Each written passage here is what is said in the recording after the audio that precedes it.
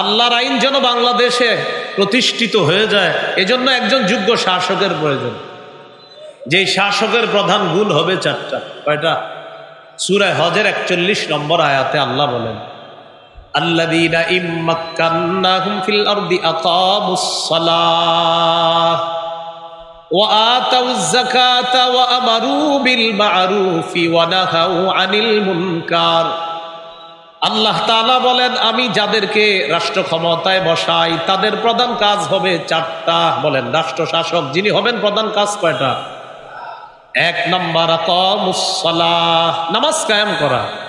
২ নম্বর ওয়া আতাউয যাকাত, যাকাত আদায় করা।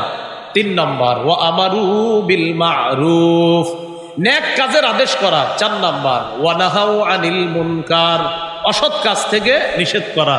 তাহলে ভাই সবাই একটু দিল থেকে বলবো, বলেন এই জমিন কার? আসমান কার? সৃষ্টি কার? হুকুম হবে কার? আলা লাহুল খালকু ওয়াল আমর। শোনো, সৃষ্টি তার, আইনও চলবে তার।